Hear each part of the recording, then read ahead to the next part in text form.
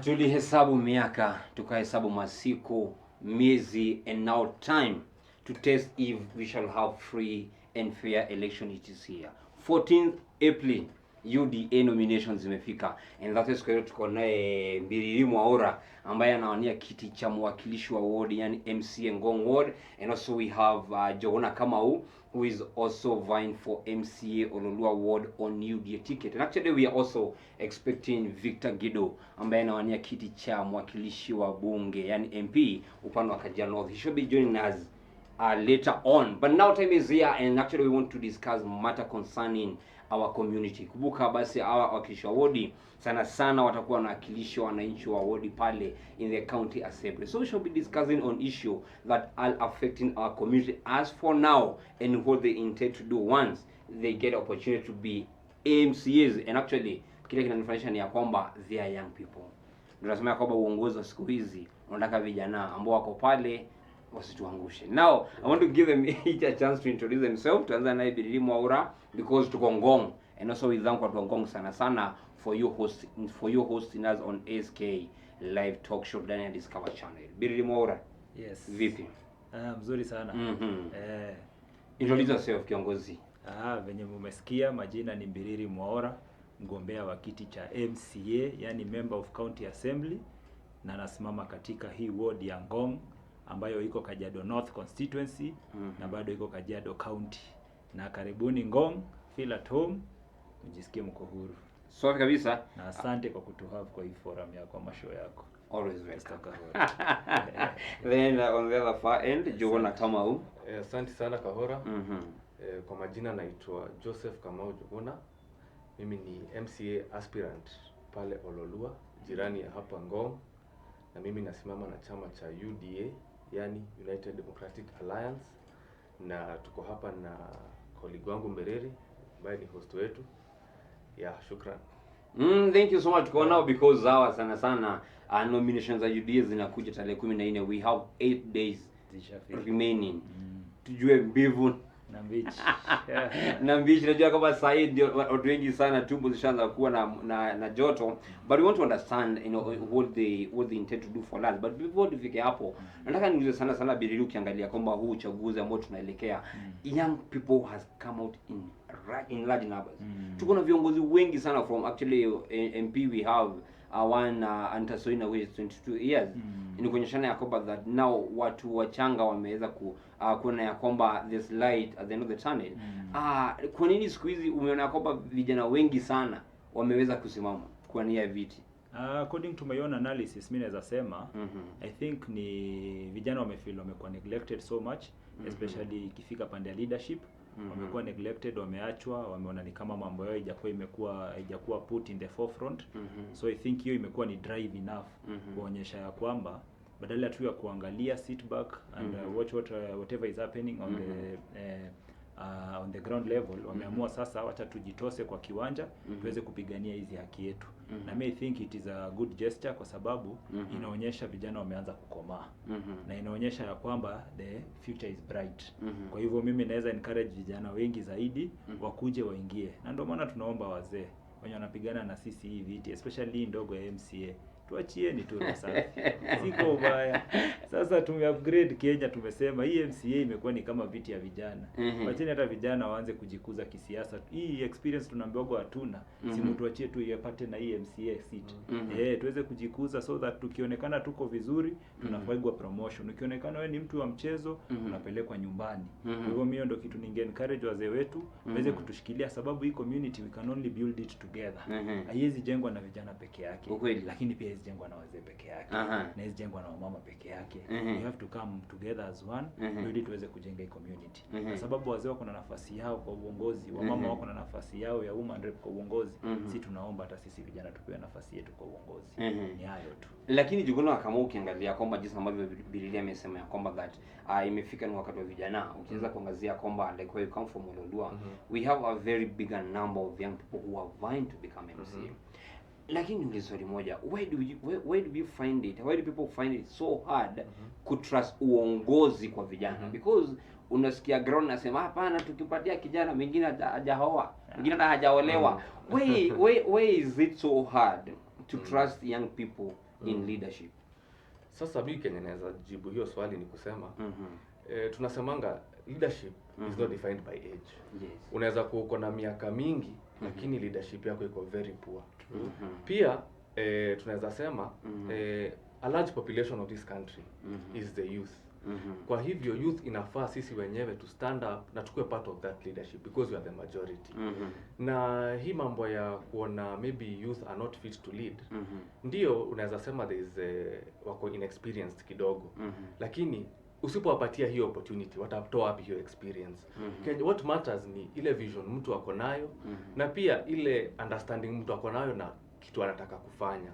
And because pia tuko na wazee kwa society, I'm sure these are people who can even guide the young people hata wakiingia kwa hizo positions za leadership. So hatufai kuangalia tena pia mambo mingi sana, kwa sababu tunasemanga pia uongozi inatoka kwa Mungu. Na Mungu akipatia uongozi haangalii kama uko na bibi, haangalii kama uko na nini. So inafaa pia we support young people because these people are the future. We are the future of this country. So wale wazee tuko nao wasiangalie vijana ni kama wanataka tu kutafuta uongozi bila kujua Kenya wanataka kufanya. Waangalie as a hope of tomorrow. Ndio washike mkono, ndio at least community pia iweze kusonga mbele, kusikue na hiyo gap. Because ikikuwa kila mtu mwenye kiongozi ni mtu ako over a certain age group, itafika mahali kutakuwa na gap. So and we don't need to have a gap, na tuko na viongozi wenye wanajitolea kuserve. So that would be my opinion on that. Yeah, very true. But okay. na kiongozi umekubaliana na hayo. Okay, let me scatter pale. But now I have a question to ask Mbiriri, ukiangalia kwamba that tuko na uongozi venye ambavyo umesema ya kwamba ni wakati sasa imefika wale watu ambao ni sawa ita wazee mimi lakini ambao ni wa umri ambao wako juu waweze senior citizens to step down. But now in making of leadership, because we are talking about facing the issues in this show, in making of a leadership, we have, for example, like in Ololua, we have an MCA who is actually the current MCA. Ngong the same, we have an MCA also who is the current MCA. In making of a leadership, because you guys, God willing, you're going to be MCAs, and naomba mkue hivyo, Mungu apatie hiyo. Amen. Don't you think Yakomba that in making of a leadership, and that's a question to you, Mbiriri, in making of a leadership, we should have leaders who are currently leaders waweze kunacha a person. Like right now kuna hii watu wanasema ya kwamba that our MP Manje, who was going to be the deputy governor, inasemekana ya kwamba ametuacha like orphans in Kajiado North because nobody who is there to replace him. Don't you think ya kwamba Mbiriri that we should have leaders who are mentoring leaders also, and that maybe that's why now the gap is coming between the old and the young people, because we don't have the old who are mentoring the young people. Everybody want to be I alone. Is that why we are having a gap between old and young people? Yes, I can agree to that, kwa sababu I think hiyo ni factor. Sababu venye unasema ni ukweli. Once you get into that leadership position, at least have, even if it's 1 or 2 or even 10 people that you're nurturing.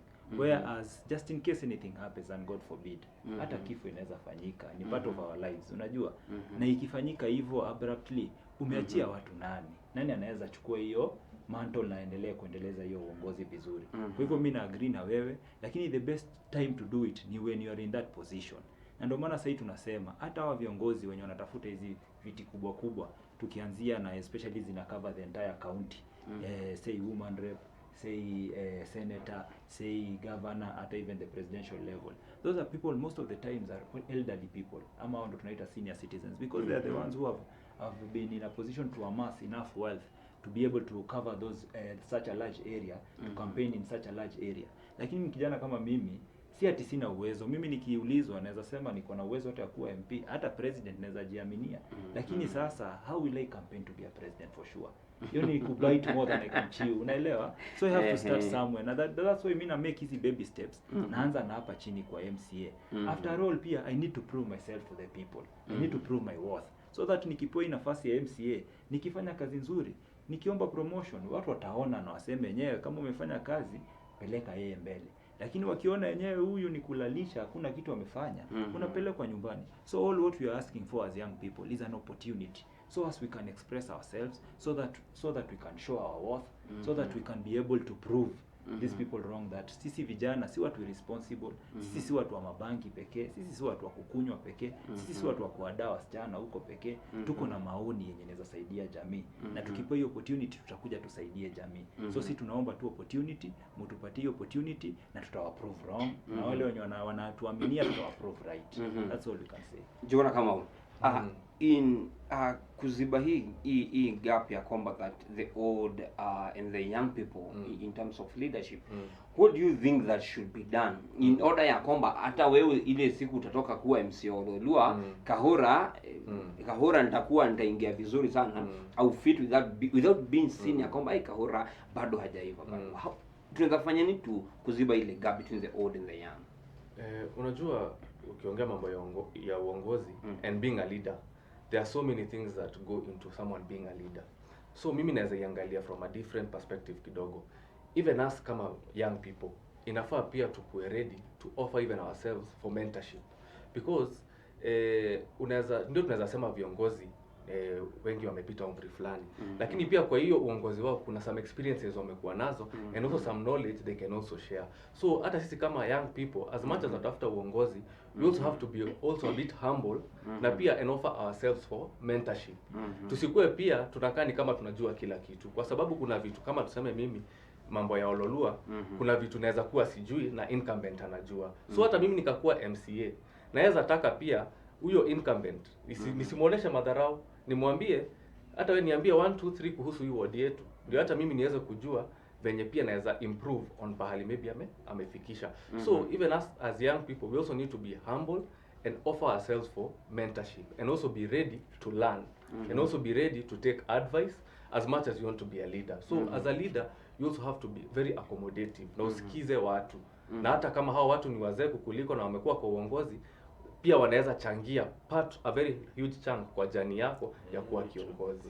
Wow, unaweza kuna kitu umesema working with the incumbent, ule mtu ambao huko, of which you find ya kwamba katika siku hizi ambao tuko, you find ya kwamba like election or nomination, it's a do die, even whereby you become an enemy, because I want to fight for an MCA. Now you find ya kwamba Mbiriri, you can't even talk to me, Kahura. Now you see me as an enemy because I want to fight for MCA. Now having said that, because we can't dwell so much on that, 14th of April.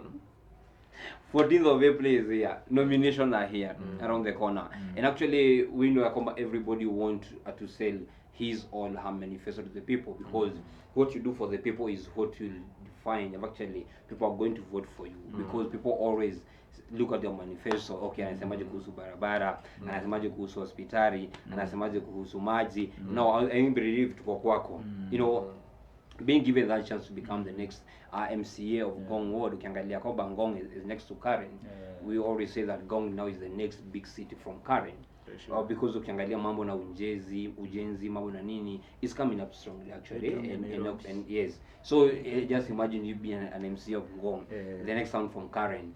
Now, being given that chance to become the next MCA of Ngong Ward, what will you do different than what has been done? It's a huge task, I have to admit.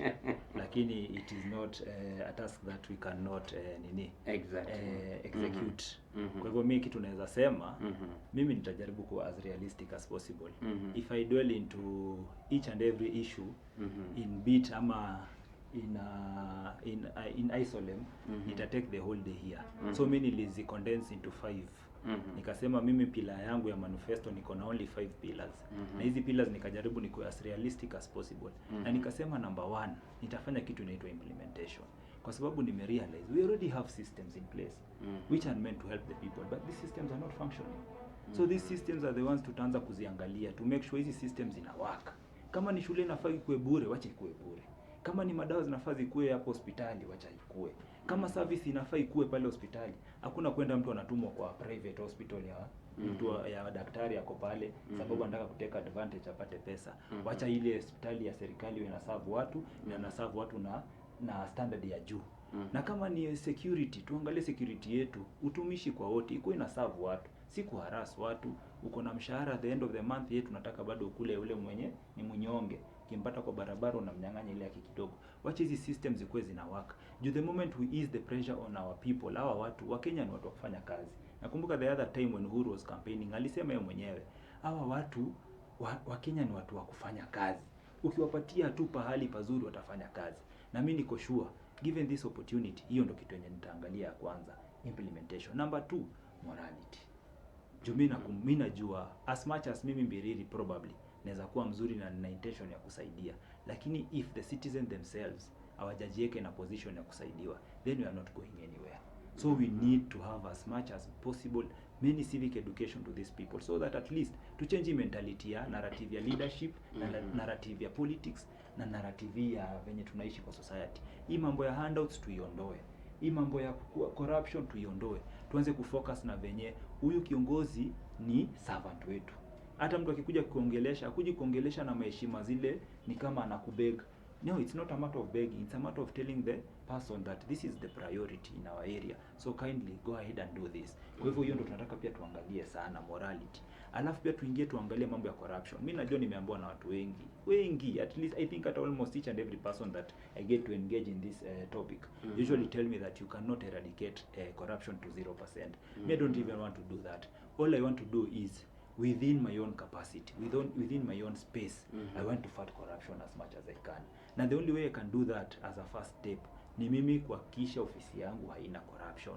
Ikiwa ni pesa ni ya kufanya mambo ya projects, wacha iende ifanye projects. Kama ni ya basari, wacha iende kwa basari. Kama ni ya kufanya kuweka vitu kwa hospitali, wacha ifanye hiyo. Si ati imekuja, nimekula, nimeweka sijui wapi, unajua vitu kama hizo. So that is that is the third pillar. The fourth pillar sasa ndo tunaingia kwa hizi zenye ni wide. Tunaingia kwa mambo ya development. Infrastructure iko hapo. Kuna departments mingi kwa hii serikali. Kuko na sports, kuko na health, kuko na agriculture, kuko na nini. Hizo vitu zote sasa hapo ndo mabarabara tutajenga, hapo ndo street lights tutawasha, hapo ndio tutaangalia mambo ya nini, kama ni bus park, unajua, kama ni dam site, hapo ndo vitu zote za development zitafanyika. Alafu ya mwisho kabisa ni empowerment. Sababu tumerealize kuna hii kitu inaitwa unemployment. Sorry to say this, but ni kashetani kakubwa sana kana tusumbua Kenya yetu. Watu vijana hawana kazi. Sasa hata hiyo ya vijana ime spread, imekuwa paka wamama, imekuwa paka wazee. Sasa tuna live kwa community yenye watu hawako kwa kazi wote. So what I'm saying is tunataka tufanye empowerment, na for starters tunataka tu engage hawa vijana, wamama na wazee wakuwe in groups. Kama ni business people, be in a group so that we can negotiate, tuone venye licenses zenyu tunaweza reduce. Kama ni vijana, kweni in groups, tuone venye tunaweza anzia miradi yenye ina generate revenue. Kama ni wamama, the same. So hivyo ndo tunaweza harmonize hii energy, tuifanye kwa umoja na tuweze kudevelop. So those are my 5 pillars zenye ni vitu zenye watu wanaweza resonate nazo, na zinaweza expandiwa to infinity, unajua. You cannot even nini. And unaweza expand to whatever level that you want. Wow, Mbiriri Mwaura, 5 pillars and what he gonna do if he become the next MCA. We want to take a very short break, and then when we come back we are going to talk more on how amesema zote, how will he engage people, how will he make people to be, how will he implement that, because sometimes we say it on paper but we want to see it in real life. We'll take a very short commercial break as we bring in Gido as an MP.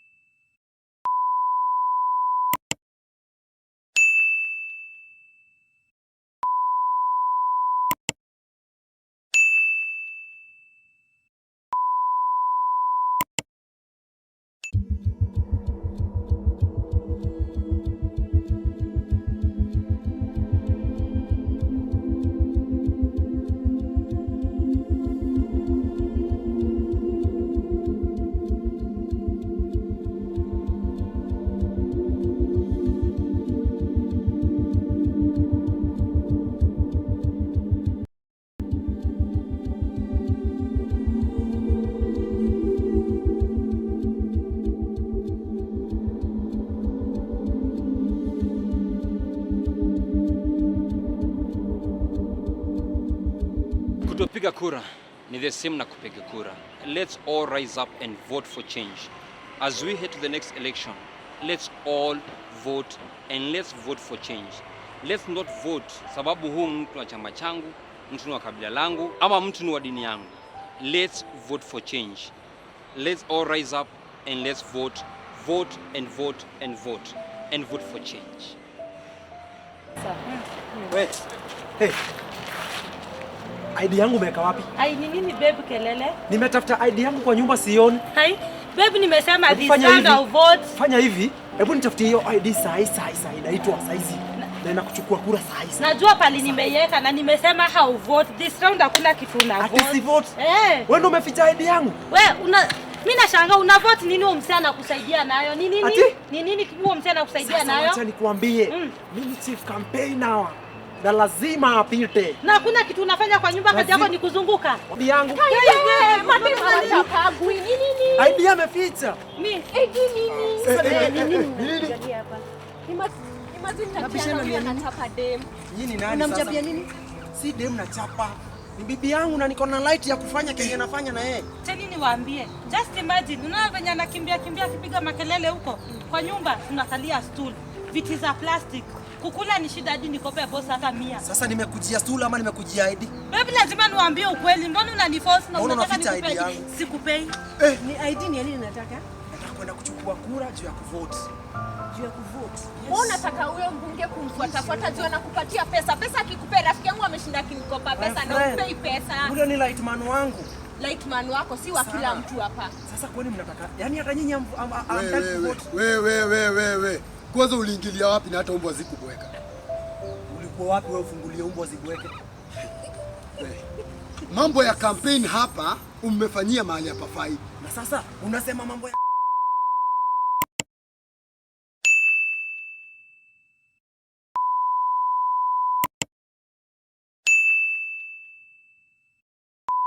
action. Right, hope you enjoy your movie. It's all about important of election ama voting. Watu wengi usema ya kwamba Mr. pigana kura, maana nikipiga kura sipeangu basari my friend. If you don't vote, you also vote. Voting, not voting is also voting. Thank you so much CJ Yahe anasema ya kwamba say hi kwa viongozi hapo. Samuel King Koite anasema ya kwamba Ngong MCA mbele iko sawa. Nelson Wagunyi, I call him the public noisemaker. Anasema Mbiriri, thank you so much. Wagunyi, you can keep those comment coming through our Facebook page, Discover channel. Kumbuka tuko naye Mheshimiwa Victor Gido ashawa fika, tuko naye Mbiriri Mwaura and also Njuguna KAmau who is vying for MCA Ololua. Kiongozi? Yes sir. You are good. Very. Jam ni kubwa. Jam. Wananchi lazima pia wanataka kusalimiwa. Atumalizie hiyo jam. Jam tumalizie uchukua MP jamani. Sasa tutajaribu. Lazima wananchi pia waamue waniweke hapo. Na tukishikana na viongozi wenye wako hapa anawaombea majaliwa waingie. Tukishikana nao we will do something. Solution ya jamii ya Ngong Road actually which falls under your jurisdiction as an MP. Okay. Solution ni nini? Because we find kwamba siku hizi Ngong I think tumekuwa matajiri sana. You see, for one, I think the solution first is to move the business owners, yeah? Because you cannot tell us you want to wekea barabara alafu tena wana biashara wakwe displaced. You understand? So I think what we can do or what we can work around that ni to establish where to place our business people first. Because without them there is no Kajiado North constituency. You understand? Barabara tunaweza tengeneza barabara lakini kama wana biashara hawako our tax and wanalipa kodi kuhakikisha these things are well maintained, we have better roads, infrastructure and all of that. So when we get there I think kwa sababu saizi siwezi jua vile wamepanga. Unajua sasa it's a new house. Ujui vile watu wamepanga mipangilio yao mahali mpaka wamefikisha. But when we get there the first thing I can actually do is make sure kwanza wafanyikazi ama wanabiashara wote ambao wanafanya kazi kando ya barabara wapi tumewapatia a nice decent place ya kufanya biashara. Now we can rectify our roads. Yeah. I think Mheshimiwa is good to introduce yourself because nimekuanzia na swali jamani. Let me give you 1 minute to shine. So it's your time now. So guys, my name is Victor Gido. and they call me Shavix, ama wananitaga Ras, wengine wananitanga Mkombozi, wengine wananitaga director. You can go with any title, but majina naitwa Victor Gido, zenye zitakuwa pale kwa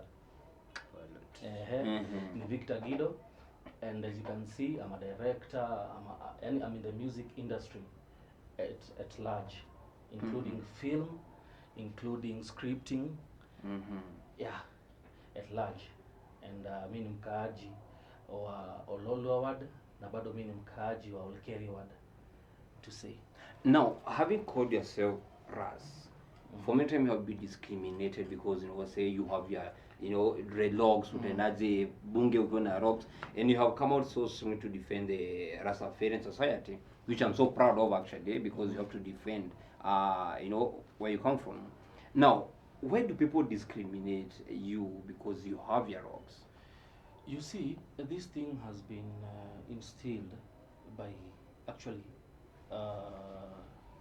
let me say by the force. And that's why unaonanga sana pale kwa mtandao napiganga polisi sana vita. And believe you me, that will be the first motion I go change when I get that seat. Wagwan. Because you see, being discriminated because this, in fact, I can tell you, if we allow me to go back kidogo, this is our heritage. Yeah? And Africans, if you go to the National Museums of Kenya, and you see you be shown the first man. This is the kind of hair they had, yeah, because there were no combs kitambo, and our African hair ilikuwa na jirol inakuwa locks. And now someone somewhere came, decided to come to Africa and asema nyweni, yeah, you look decent.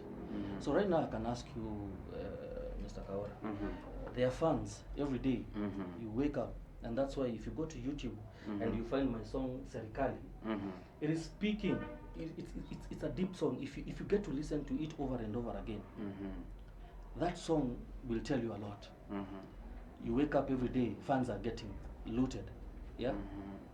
Do we have any Rastafarians in Parliament? No. They are all shaved, in good ties, expensive shoes, but our monies are still getting looted. Who's looting? Because you're not there. So I didn't want to change myself. I did not want to shave my hair to win this crowd. I want to come in as Victor Gido. This is who I am. This is what you see, and this is what you get. Oh, I like that. That's what you see, and that was good. Maintain your originality, and that actually I keep on telling leaders that maintain your originality, maintain who you are. Being called a mheshimiwa does not qualify you to be above everybody. Yeah. I believe being a leader and being given that title mheshimiwa, you should, humble yourself so much, because watu wamekufika pale kwa uongozi. Sasa kufika hapo. Mheshimiwa Njuguna KAmau. No, before we went on break tulikuwa kwa Mheshimiwa Mwaura na akasema what he intend to do if being given a chance to become an MCA. We are heading to nomination on 14th of April. Ukipita your nomination and being given a chance by people of Ololua to be the next MCA, what will you do different than what the current one has done? Okay, when you look at Ololua, what has been lacking mainly is accountability. Because when you look at the citizens' budget from Kajiado County, you find that there's a lot of allocation of funds each and every financial year. So what happens is once these funds are allocated, there is no implementation and accountability of these funds. So, for example, if we talk about one of my key agendas in my manifesto, infrastructure, when you talk about something like a social hall, you'll find that funds have been released several times to do na kumaliza hizi social halls pale Ololua, but utapata pale hakuna hata social hall hata moja iko complete. Sama hata hazijaanza. Ukiangalia mambo ya water, you'll find that the borehole is pesa inakuwa allocated and nothing is done about it. So ideally the problem with Ololua is lack of proper oversight and implementation. So according to me, I think that is what I would do different, and I'd be a leader who takes into account every shilling that is given to the ward and give proper accountability of funds that have been allocated for each and every other specific project that is to be done in my ward. So I think that is what I do different in my ward, because I think shida zote za Ololua tunazijua. There has been adequate public participation and the problems are well known. So it's just a matter of proper implementation and accountability and also transparency. Yeah. Now, ukiangalia one thing, talking about Ololua, we have so many projects actually that has been done, actually which has been done with the money ya wananchi. And yet the project, they are still right there. And I can take you, we have kuna hii hall called Ololua, and I think also Mheshimiwa Gido, you'll come from there. We have hii hall ambayo called Ololua, which was constructed way back actually when the incumbent aliingia tu hivyo tu. I think Mheshimiwa the late Nyoike started it a little bit. And also now we have a social hall which has been constructed at Kerarapon, which actually has been left unfinished. We have a ward in Kerarapon, chief, which has been left unfinished. We have soccer ball which has been left unfinished. Tukona soccer ball called Ololua, which was done by the county and actually which is still also lying there. You know, being given as the next MCA, my question is, and I will repeat again, what will you do different? Because actually utapewa pesa by the county government, all right? Will we going to see the same ama what will you do in order to kuja kwamba kuna kitu imeanzisha na kimeisha? Now, you find that the problem that happens most of the times is that kwa hizi projects, there are a lot of interest in these projects. Yeah. So for me, once we start doing these projects, what I will do different, I will consolidate a team of people comprising from Ololua.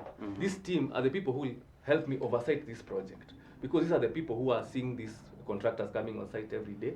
So I will have a team of residents who will participate in these projects, people who will give feedback on these projects, because these projects are supposed to benefit them.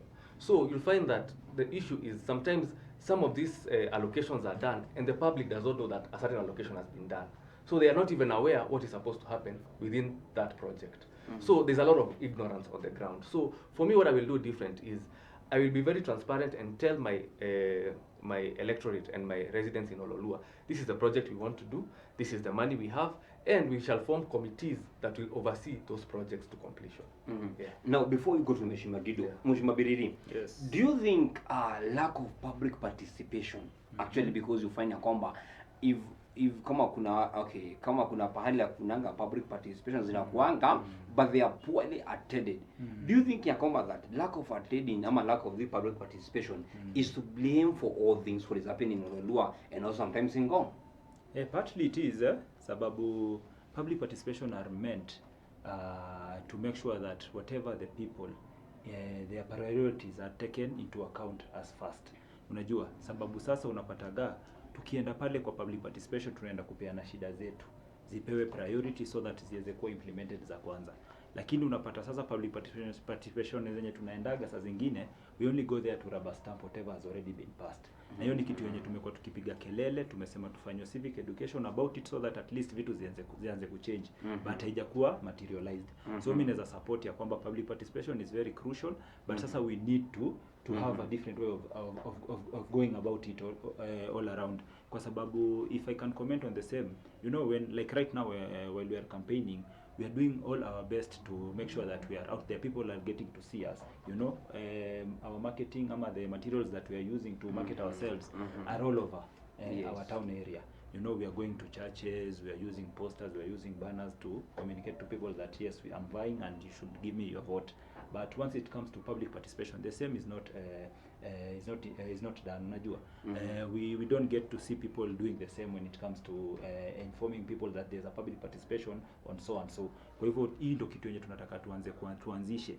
Iko ni public participation, twende huko kwa machurch tuambie watu, twende kwa mosque huko tuambie watu, tukuje huku kwa ground level tuweke hata kama ni maposta ya kuambia watu, sababu sometimes unapata watu wana complain, wanasema hatukwenda juu hatukujua.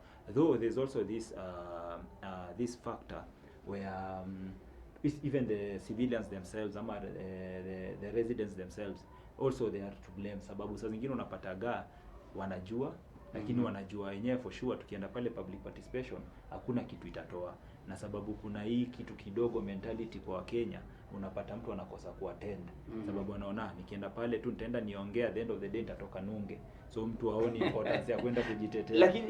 Lakini Mheshimiwa Mbiriri, hapo ndio nataka kubring in Mheshimiwa Gido.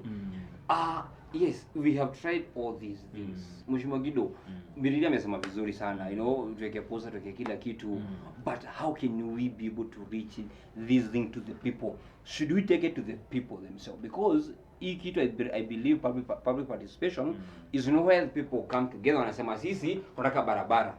Them, na ukini umesema ya kwamba most of these they come to rubber stamp which has already been decided. Mheshimiwa Gido, do you think that public participation should be taken to the people? What am I saying?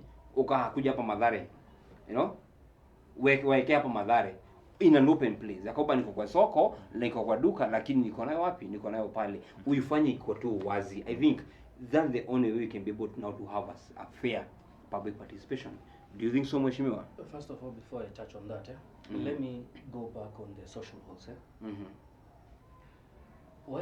Why are we building social halls? First of all, what is the meaning of social halls? Social halls are supposed to help our youths, you know. Yeah. Like, you know, it's like you're giving our, you know, come out from drugs, come to this social hall, there is a boxing ring in there, you know. Let's support this kind of talent, let's push it, you know. Na pia unapata mayouth wanakuwa psyched up. Yaani wako na ile moral. Let me tell you one thing, hakunanga kitu mbaya kwa maisha kama kuanzisha kitu na hakuna mtu kusupport. That's when you can take it to the bank. Right now, Mbiriri, if you meet 10 people, and Mheshimiwa, you can back me on that. If you meet 10 people, kwa barabara, you are vying, and it is, let me tell you, it is so hard for a first timer when they are campaigning, because people don't know you. People wanajaribu kukulinganisha na another leader that has been there, and that is wrong. That is wrong. So, coming back to the point, if you walk and meet 10 people wanakwambia hapana, wewe wacha kutusumba, wewe hata utakuchagua, wewe hapana, wewe utapata kura yangu, ile morali inaisha. Kweli. But if you find only 2 people supporting you, telling you, you know what, I can only pray for you, go for it. And that is exactly what makes me going. Kuna watu pale online wako na mimi nakwambia ma MP, line yetu ya MP Anasikia. kuna watu pale wako na mafans, and believe you me, that is the beginning of poverty. If you start following a leader without this leader just giving you 200 bob every day, itafika mwisho. I always tell people 4 months that are remaining now, it is for you to make the right decision, and that decision will decide the 5 years that are coming. Very true. So if these social halls, we are not supporting our youths, why are we building them? Muona tunatengeneza. There is pool. It is one of the greatest games ever. I know. We can bring kids, they are so talented. You know, talent is in every aspect. Kuna watu wako talented kucheza pool. In that social hall, let's put a pool. In that social hall, let's put darts. In that social hall, let's put a boxing ring. And then mimi sasa kama mheshimiwa, we work with the elected MCA on how to, you know, to make our youths, you know, to support them, bring people from everywhere from the country, support this talent, and they will get ile moral, and they will, you know, watasema hata watarecruit wenzao kwa ile social, you know. But now let's not build social halls if we are not supporting the people who are supposed to use those social halls. Coming back now to what you are saying, I believe, you know, taking the agendas, because we are the leaders here. These people are the ones who are giving us jobs. Yeah. Today, if you call a cab guy comes to you, don't go to the cab guy. So for me as a leader, I believe when we want to actually get these people to, you know, in that your public participation and everything, we should go to the mwananchi direct. You know, hata hao watasema, you know, huyu mheshimiwa alifunga safari akakuja all the way hapa kutuambia 1, 2, 3, 4 agendas that actually makes sense. But we do not expect surely mama wa soko afunge soko hapa, akuje mpaka mahali niko ati cause mimi ndio sijui mimi. In fact they do things wrongly. They are the waheshimiwa. Exactly. Hao ndio waheshimiwa kwa sababu wao ndio wametupatia hizi kazi. You understand? For us, we are just servants. I do not know for you, I do not know for you, but for me, as I speak for myself, I'm their servant. They call me, I come. And that is exactly what I... But if I can be the devil's advocate on this matter, Nitauliza ni sawa, unajua I don't see if there's a perfect card on this one. Kwa sababu whatever the location that you intend to hold your public participation, it will always raise issues. Sababu kipeleka soko, there are those people who won't feel comfortable going to the market to have their meeting there. If you take it to Umoja social hall, kuna watu wanaona hapo umetuingiza ghetto, unajua kuna watu wanajiona wako na class kao na ni watu wetu tunaishi nao. Ukileta juu sana pia kuna watu wanaona ai huko umetupeleka kwa mababi. Unaona? So hii hakuna perfect card. The only thing we can tell people ni encourage watu. Yes, we can have it circulate. Leo iko kwa soko, hiyo mwaka ingine iko ghetto, hiyo mwaka ingine iko hapo kwa sijui hall ya testimony ama iko wapi. But encourage these people to go back, because after all these public participations are for your own interest. That is what people need to know. Once they get to understand that this is for your own interest, it's then people us. Then people will be out there to defend their own interest. Haijadisha itapelekwa Nairobi, utapata watu wataenda huko. Sasa tukae sana hapo. You are watching SK Live Talk Show on Discover Channel. Kumbuka we are talking about facing the issues. Face the issues. Now, Mheshimiwa Gido been on that because tunaongea ile mambo ambayo ina face the community. We are not doing sana political show. We are talking about issues that are facing the community. On your jurisdiction as an MP, we have overcrowded public schools actually, and it has always been my concern. You know, talk of Bulbulu Primary, which almost going 3,000 kids. Talk of Ngong Township. Talk of Nakel. You know, Mheshimiwa Gido, tunaweza fanyaje we kama mbunge ya kwamba tunaona kwamba hizi mashule zetu za umma kidogo tu tumeweza kupunguza idadi ya watoto, because I imagine a school with over 3,000 students. Nikisema kwamba darasa moja iko na watu wangapi? Over 700 or 600 students. So it's way beyond the capacity. So what should we do in order kupunguza hii ya kwamba shule zetu ziko na watu wengi sana? You see, what I can say is, especially Bulbul. You know, I've grown up in Bulbul. Mimi hakuna mahali unaweza niingiza Bulbul hivi nikakosa kutoka. That I can tell you. And those schools have been there ever since our leaders have been. Now we are young leaders. These schools are still the same. Let me tell you one thing. Like if you go to Ongata Rongai, Rongai. You see, hakuna hao watoto hawana place ya kwenda shule. Kwa sababu hizo shule, there is one in those sides Ngai Moronya, and also it's overcrowded. There's the one in Arap Moi also, it's overcrowded. And the way you were just saying, people forget one thing. Wanasema hakuna lands za kutosha. Now wakitaka kuiba hii wacha waibe. But me, I'm giving them tips because now that's what they are fond of doing. Right now, I'm very sure kuna mheshimiwa fulani amekaa mahali na kalamu you go I'm giving you free more Kenya here. I'm telling you. Na Mheshimiwa Gido just hold there. We want to just hold there. Na mimi kwa mwelekezo wangu we need to take a very short break because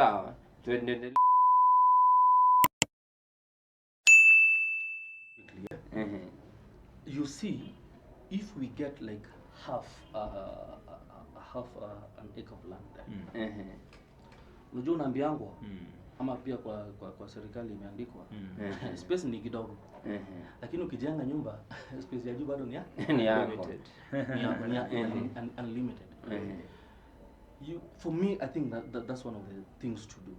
Kwa sababu we are concentrating more on building schools. Ukienda kwa shule mingi za serikali iko L. And I do not know who brought that idea. You know, unajua ndio maana nawaambia akili mpya kwa uongozi ni muhimu. These are fresh brains. Please vote for us. We'll show you these things in practical. Yeah? Sijui nani aliletaga hiyo idea. Hivi inakuja hivi. huo mtu anafaa kushindwa. What is happening to that space? In fact, we should sue them because there is a space huko juu. I stand to be corrected. Yeah, it is true. The only thing maybe ya kutafuta large area ni maybe kuangalia hizo facilities zingine. Playground. I was coming to that. I was coming to that. You see, and if you get like one common ground, and 3 buses to ferry these kids, because if I buy a bus, there is a driver and there's a conductor. I've given them a job. Huyo driver atakula kwa sababu nimenunua hiyo basi. Hakuna shushaina bila viatu. Leo hii tukiamua tutembee miguu tupu, hakuna mpigaji, watakosa kazi. What am I trying to say? If we get one playground and put all the facilities to good standards, si watoto wetu wanaenda kuumia sijui wameparara sijui nini. But if we get one playing ground and 3 buses to ferry these kids to these locations, believe you me, it can work. As you see ati ni solution ya kudumu, hapana. We are looking for other solutions where we can bring these facilities closer to them. But let us utilize these spaces that are being, misused huko juu. Kwa sababu kuenda ni wewe. And believe you me, I know what it is for a kid not to go to school. I know what it is for a kid anatembea miles and miles to go to school. And it is so shameful up to this era. We still are observing that. Wow, up to this era we are still observing that. I'm going to take a very short, only 2-minute break. Mwelekezi. Yes, and then when you come back, we are winding up the show because our time is almost up. Umetumia 1 hour. Oh, really? We were getting started. And then when you come back, we shall be winding up the show. You are watching SK Live Talk Show.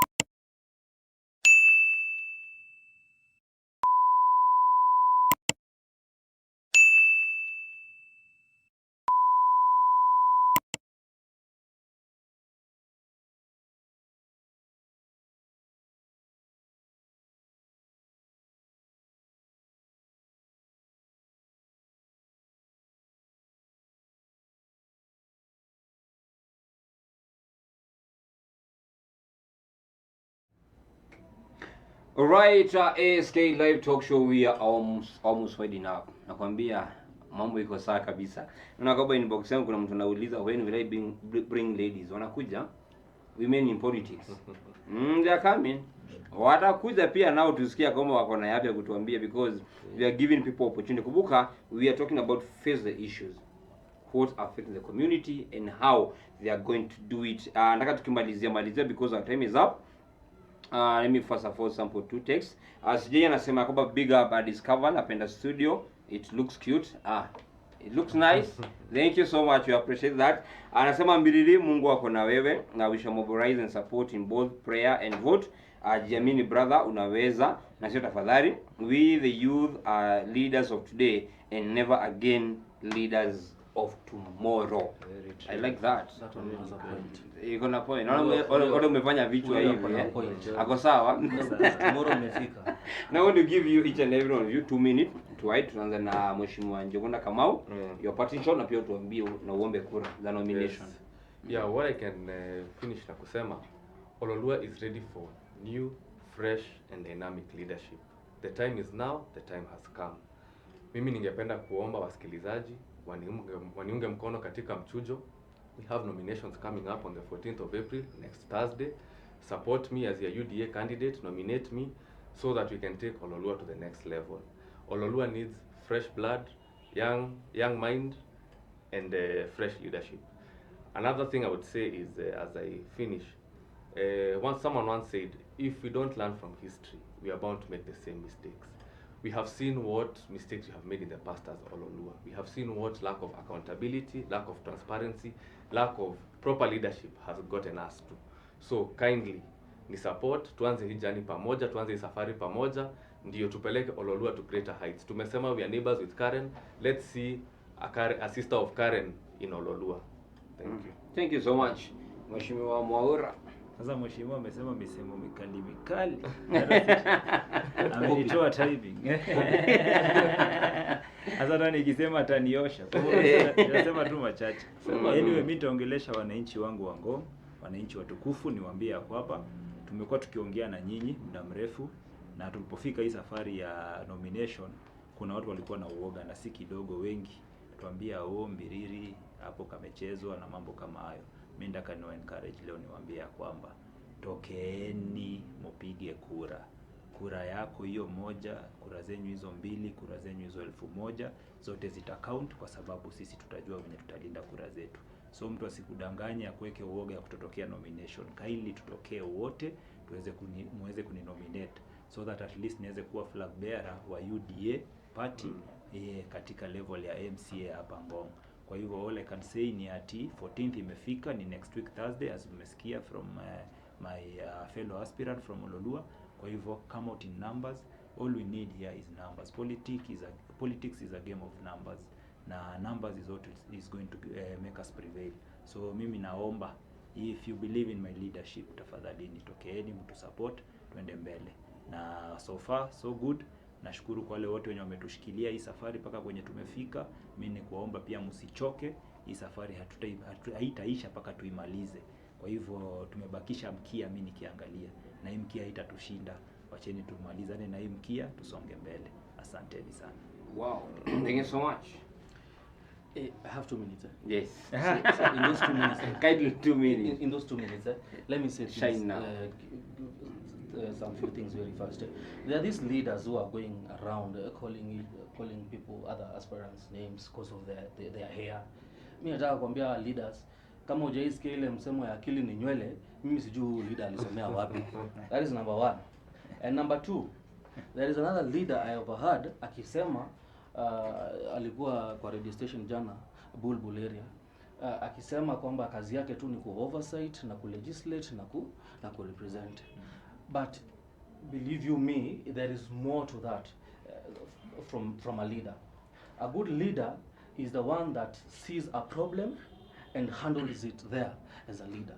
Today, all of you are parents, I hope. Wewe leo ukienda kazi na kunanyesha, you have an umbrella. Uone mtoto wa mwingine hapo akipita na ananyeshewa. What will you do? Utamwacha anyeshewa kwa sababu si wako? Mtamfunika. So these leaders who are saying ati kazi yao tu si stima ni barabara, sijui si kazi yao si maji, sijui ni nini, ushindwe. You should help your people. You should be there to ensure that your people wanapata maji, they are getting everything that they need, because they have chosen you, they have elected you. Be there as a leader. It does not matter what principles you've been given. You should stand as a leader. So for me, I want to tell my people for Kajiado North, musiangalie mtu na musijaribu kufanya ile mistake tulifanya the last time. Let us look for a leader who has new ideas, who is fresh in ideas, and who is ready to serve the people kutoka juu hadi chini. If you want our kids to have proper health care, you should elect Victor Gido. If you want your kid to go to school every day without any kupendelewa kupatiwa sijui bursaries sijui nini, if you want proper allocations of bursaries for your children, you should elect Victor Gido for Member of Parliament for Kajiado North come 2022. And I want to take this opportunity to thank the SK Media at large. Asanteni sana kwa kutu invite. You guys are doing a great job. And you see, this kind of art has been also been neglected, you see, because this is also a talent, and this is what I'll do when elected as a member of parliament. I will create such opportunities, buying cameras, buying microphones for young artists, upcoming artists, because mimi ni msanii, mimi najua vile mnateseka huko nje manze na makamera manze mnatafuta views. Elect me as your member of parliament and you'll see the change that you've been looking for all these years. Wow. I would say I like this guy. Yes.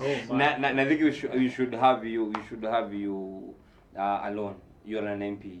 You have a lot to talk to us about what you need to do. Ukiangalia kwamba that like where Mheshimiwa Njuguna comes from. Yeah. I tell them this, lakini nataka kusikia that Buruburu we have less than 70% airports. 40% are not there. Zimeenda wapi? To the neighboring county because of the issue of Bursaries. So I think that usianzie hapo, goje hapo. We will have you alone on the show, and we're going to talk more on that. Kubuka, it's SK Live Talk Show. We are talking about face the issues as it is. I keep on telling leaders, manze, hata kama ni MP, usiangalie watu wako wakiteseka na maji. Na sasa hiyo bill ya maji it's only 2 million. Sasa hiyo umepewa over 100 million than GCDF. What will it cost you? What will it cost you to give only 10 million ondoka kunywa maji? Tasema akili ni nywe? Kila mtu akona zake. You're watching SK Live Talk Show, and that's all we had for you today. We shall see you next week. Probably we shall have women in leadership. Thank you. Have a good night. Mheshimiwa.